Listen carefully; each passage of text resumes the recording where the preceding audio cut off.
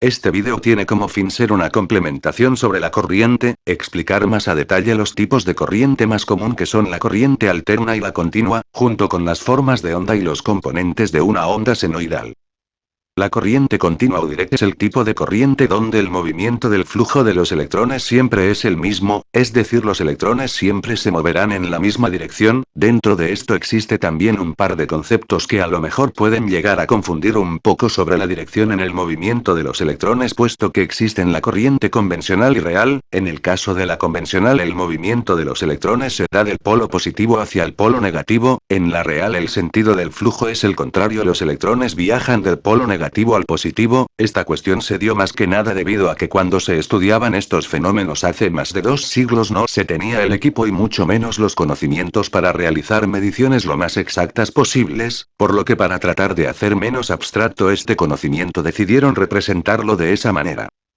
Para facilitar el estudio de las señales se creó un aparato llamado osciloscopio. Este puede representar las señales de manera gráfica mediante un plano cuadriculado con el eje X que representa el tiempo, que pueden ser segundos, milisegundos, microsegundos, y el eje Y el cual representa la tensión y es medido en voltios, milivoltios y etc. El eje Y, a diferencia del X, tiene dos cuadrantes, uno de voltaje positivo y otro de voltaje negativo.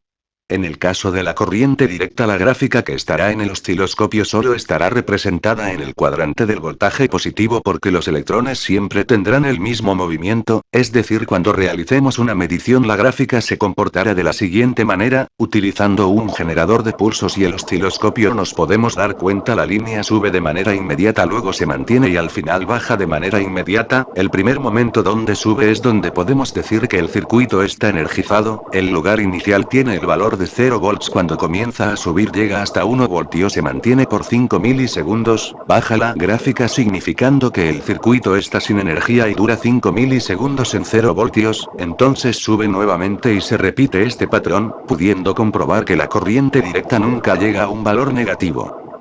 Dentro de la simbología de la corriente continua existen varios tipos de representación, pero todos comparten la misma característica, la cual es señalar la terminal positiva y la negativa, debido a que esto depende que el circuito funcione. En caso de invertir la polaridad del circuito, lo más seguro es que no funcione o algún componente termine dañado. Para identificar en la vida real cuál cable de la fuente es positivo y cuál es negativo puede hacerse identificando el símbolo. El positivo es un más y el negativo es un menos, pero si estos símbolos no se encuentran puede hacerse por el color del aislante de los cables. El caso del positivo puede ser rojo y el negativo negro o azul, y en caso de que ambos sean negros entonces el positivo será de color negro sólido y el negativo será negro pero tendrá marcas rectangulares de color blanco o gris.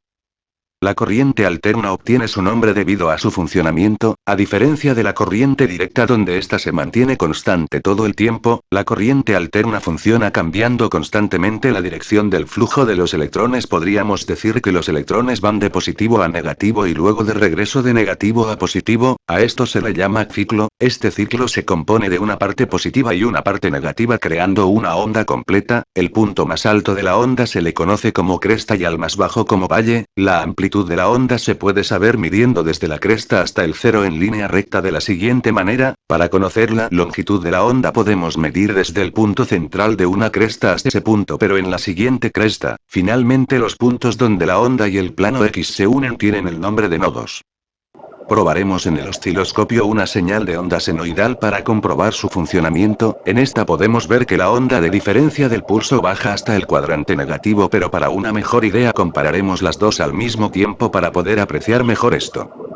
La corriente alterna de diferencia de la directa no tiene muchos símbolos que lo identifican en un circuito, casi siempre es el siguiente. Este normalmente no tiene ninguna identificación porque técnicamente una fuente de corriente alterna no tiene polaridad. Sin embargo, en la corriente alterna existe la línea o fase y el neutro. La línea es el cable que lleva la energía eléctrica, el neutro sirve para crear una diferencia de potencia, es decir, que el neutro tomará la energía que le dará la fase y después se la regresará. Es por esto que en varios circuitos donde donde esto se represente la corriente alterna, a lo mucho tendrán una flecha que señalará la dirección del flujo de los electrones, dando a entender que la terminal desde donde nace esta flecha es la fase eléctrica. Además, todos los equipos de protección que corten la energía deben estar conectados a la línea, ya que en caso contrario y se lleguen a instalar las protecciones en el neutro y la fase siga viva, corremos el riesgo de recibir una descarga si llegamos a tocar el cable, porque estaremos generando una diferencia de potencial con nuestro cuerpo, que es lo que la línea busca para entregar la energía. Para diferenciar cuál es la línea y el neutro podemos guiarnos con el color del aislante, siendo negro y rojo los más comunes para la fase y gris o blanco para el neutro.